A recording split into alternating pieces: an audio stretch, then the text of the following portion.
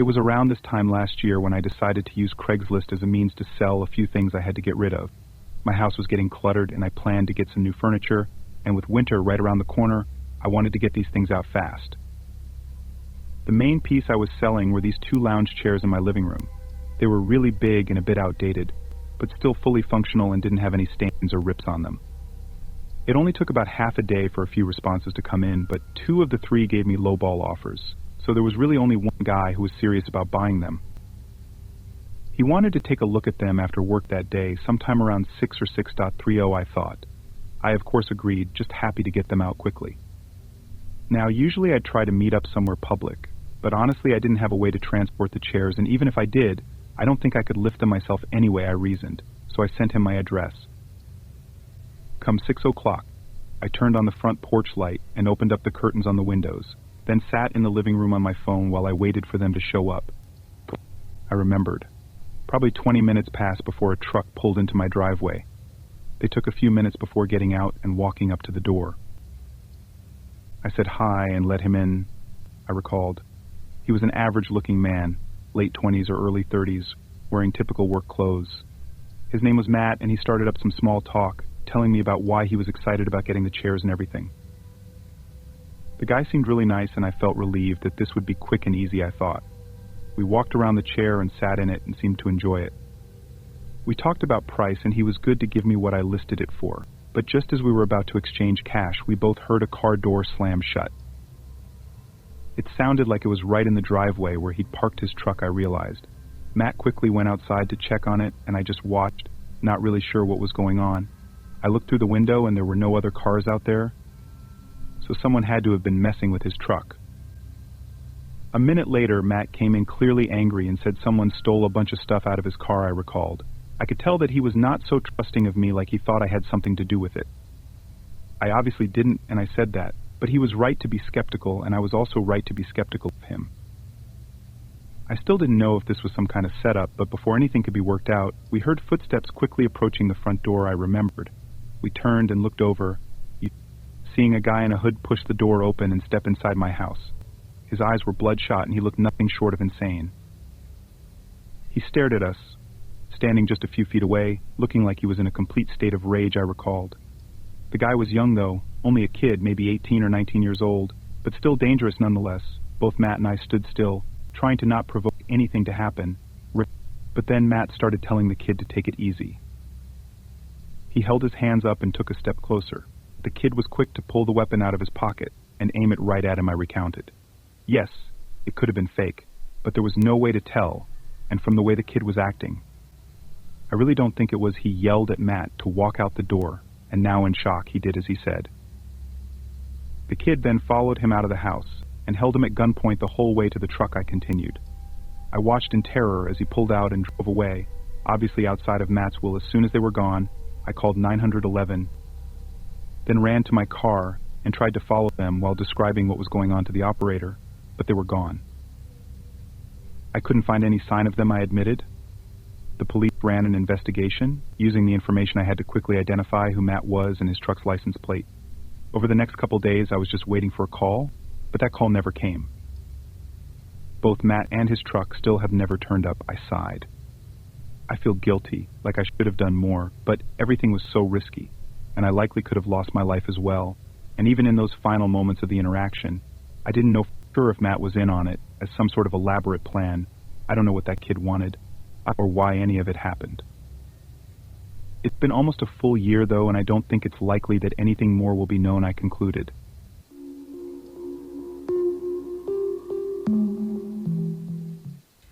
I've always been a fan of perusing Craigslist for deals and uncovering unique items that elude mainstream stores.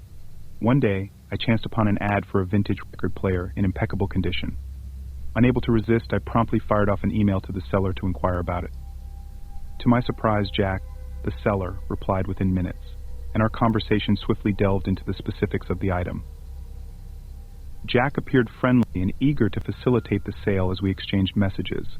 We agreed to meet later that week at his apartment to finalize the transaction. When the appointed time arrived, I found myself at the apartment complex and made my way to Jack's unit. Upon entering, a sense of unease washed over me. There was an indefinable strangeness lingering in the air. Jack greeted me warmly, albeit with a peculiar energy.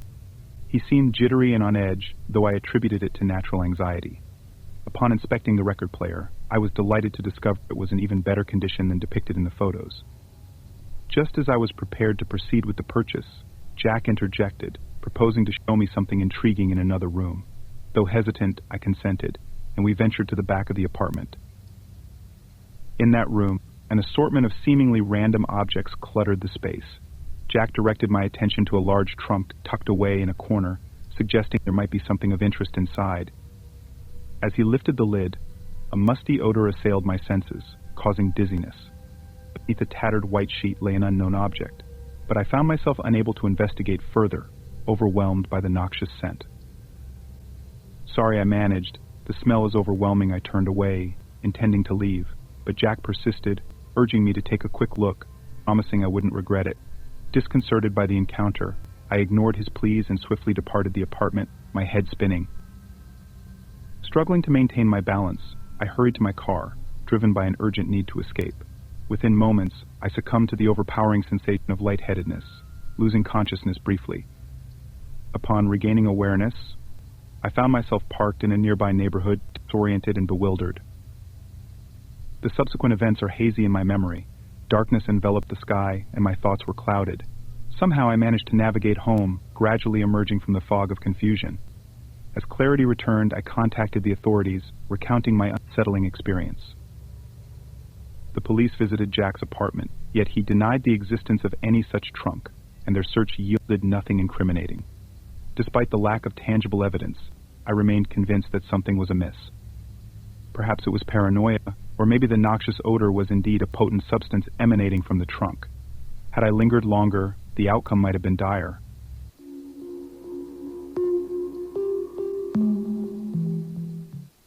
This happened quite a while back when I was 18 years old. I lived with my folks, even though I had recently moved on from secondary school. I just purchased another PC. Furthermore, after I was finished getting it set up, I posted my old one on Craigslist. It was just 2 years old. Yet in those days that implied it was obsolete. It was a Dell PC with fair specs, and it was very nearly $2,000 fresh out of the box. I was asking for just $500 because more current workstations at the time were significantly better. After posting it on the web, I didn't need to wait long for a reaction. A person named Toby informed me I was inspired by the PC, but needed to see it first. I needed to set up a chance to meet next week when I would be in Midtown. That way we could meet at a bistro or something like that. At the point when I proposed it, Toby said that he wanted it immediately. Therefore, I consented to allow him to approach my home. I realized gathering in a public place would be more brilliant. Be that as it may, our home was in suburbia, and I didn't have a vehicle. I realized it was apathetic and moronic. Yet I gave him my residence. My folks weren't home, and I figured it'd be a speedy deal, and that nothing would turn out badly. Toby appeared sometime thereafter, on a Saturday at around 7 p.m. I saw a more seasoned van maneuver into the carport, and a man got out. In any case, he was in good company. He had one more person with him. The two of them were no less than 30, a lot greater than me. When that's what I saw, I felt somewhat frightened. Something about their presence felt off. In any case, I forgot about the inclination. All things considered, they were only there to check a PC out. I let them in, and we set up in the kitchen. I started showing the PC to Toby, and afterward, his companion promptly requested that I utilize the restroom. I pointed him to the correct heading, which was not far off and down a short passage.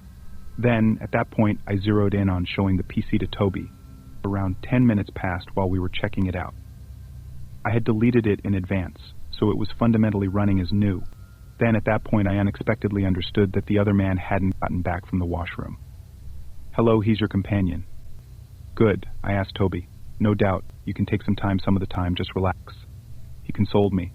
I tuned in as intently as I could and heard strides that weren't coming from the washroom region. They were coming from higher up. Since there were only the three of us in the house, I realized it was him. The restroom was on the fundamental floor, so there was not a great explanation for him to be there. That was the point at which I began to overreact inside, however. I attempted to conceal it. I nonchalantly got some information about his companion once more, trusting my anxiety wasn't appearing.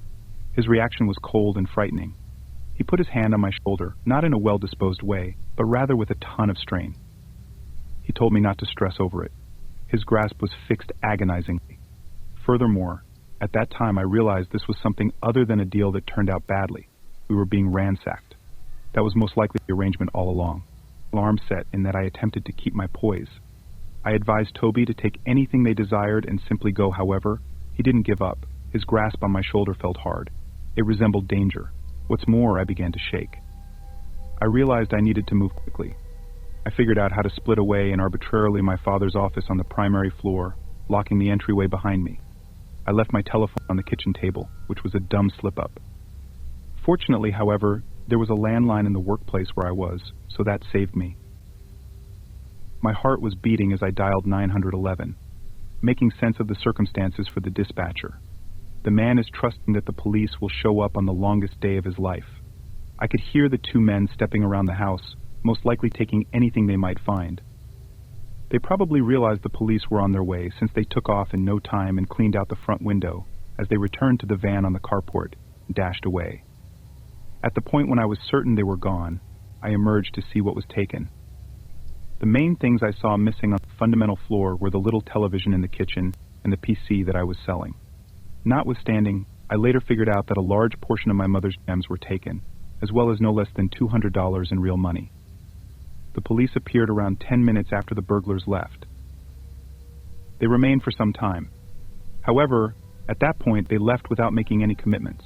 He was unacceptable. That was the last I heard from the police about what occurred. I contacted them a few times, yet they never hit me up. At the point when my folks and sister returned home, I needed to make sense of what occurred. They generally thought I was kidding from the outset since I have a dull, funny bone. Yet, when they figured out it was genuine, they were distraught as well. I would gauge the misfortunes at around $3,000, which was a tremendous amount of cash for me at that point. Since it was all my issue, I needed to take care of it. That was essentially my entire summer of work down the channel. It was the last time I met an unusual individual off the web. If I was ever to rehash it, there'd be no chance I would allow them to come to my place. It's a public or private arrangement with no exemptions.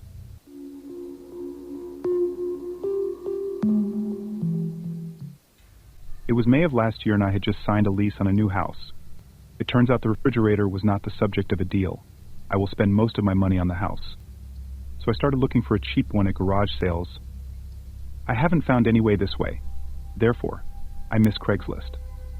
After only 10 minutes, a person appeared not far from me. I called the number and a nice woman answered. She said the refrigerator was still for sale, but she couldn't guarantee it would still be there when I arrived.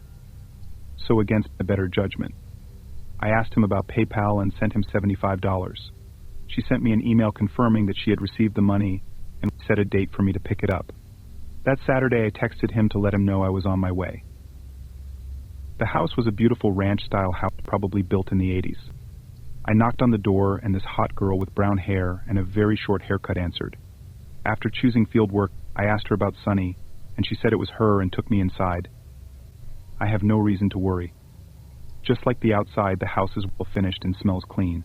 We chatted for a few minutes until a tall guy, at least 6'5", covered in tattoos, appeared from the kitchen. She introduced me as John, her boyfriend, and told me he was going to take me to the refrigerator. She disappeared behind the house, and I never saw her again. John led me through the kitchen to the garage door. He opened the door and pointed to the refrigerator. He was in front of me, almost sitting against the high door. I could barely see it because the garage was so dark. I asked him if he had a light, but he said it was broken and they hadn't had a chance to fix it. It's not serious. He had to open the high door so I couldn't get out. Anyway, I asked him to pick it up, but he said it was also broken. He apologized. I was just about to present it to the House of Commons. This upsets me, but I have no other choice. Right now. There was a bit of light coming from inside the house. It must have done that. I took 2, maybe 3 steps into the garage before realizing there was plastic on the floor. I looked down and saw it covering the entire floor. That's when I started to worry. I don't see any reason why I should be there, except that I would stop walking. John's shadow began to get closer. Then, in the left corner, I heard shuffling. Everything in me speaks of leaving. Suddenly, I turned around and quickly went back to open the door. I was surprised that John was so close to me, but I continued. I snuck up to him and said, I left the stroller in the truck, and I'll be right back. Not far away, there was a cart leaning against the wall. He pointed at it and was about to say something, but I didn't stop. When I was sure he was no longer behind me, I ran the rest of the way to my truck door. I jumped in and out of there. I don't know what happened after that. I received a few messages from Dawn, but posted them without reading them.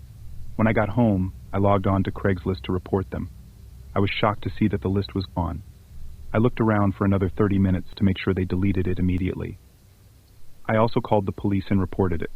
They seemed a bit skeptical about my request, but promised to check. I never heard from them again, and I didn't care. I'm alive, and that's enough for me. For the $75, I have no chance of asking for a refund, and it's not worth getting involved with these monsters anymore. Since then, I haven't gone there anymore. The whole system seems dangerous to me these days. Anyway, a week later I got lucky and a thrift store in my neighborhood had a used refrigerator. It cost $100, but it's much nicer than this one, and it serves its purpose very well. And in conclusion, I don't want to mislead people. I don't think Craigslist is dangerous, and it's free. Thousands of people collect their belongings every day without any problems.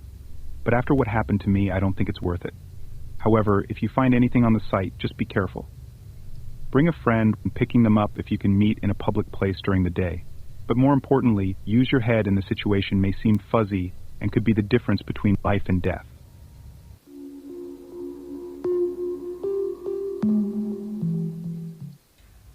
Some might find it odd, but I have a passion for collecting VHS movies. With over 1,000 pieces in my collection, it grows steadily. I dedicate my weekends to scouring thrift stores and online sellers in search of unique and elusive cassettes. Occasionally, I purchase boxes of tapes, often containing personal recordings of forgotten TV shows and family moments deemed insignificant. There was a time when sharing these tapes with my girlfriend was our favorite pastime, cuddling as we watched. Amidst the mundane recordings, I occasionally stumble upon something remarkable. A few years back, while browsing Craigslist, I stumbled upon a box of tapes offered for free to the first taker due to its bulkiness. I seized the opportunity and soon found myself with 44 tapes, many unlabeled or blank, fueling my love for mysteries. Yet they remained untouched in my closet for 9 months as my collection expanded and consumed my spare room. Building a massive shelf to accommodate them all, I meticulously inventoried each tape as I added it to my collection. I recall the evening vividly when I realized I hadn't viewed every tape. I arranged a viewing session with my girlfriend Brittany, who arrived around 7 p.m. After cooking dinner together and indulging in Butterfinger ice cream, we settled in to watch. We started with primetime NBC clips from 1987, followed by 3 HBO movies, and a 1991 wedding video Brittany particularly enjoyed the latter. As I excused myself for a restroom break and a smoke, Brittany suddenly screamed my name upon my return. Rushing back to her side, I found her in shock, fixated on the TV screen. Confused, I inquired about the cause of her distress, but she remained speechless, only rewinding and replaying the tape. Joining her on the couch, I watched as the seemingly innocuous wedding video took a sinister turn. The recording abruptly shifted to a chilling scene of a man and a woman engaging in intimate acts. Shocked and embarrassed, I was transfixed as the situation escalated into something horrifying.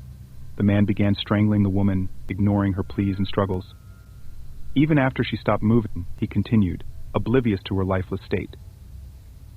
As the realization dawned on us, panic set in.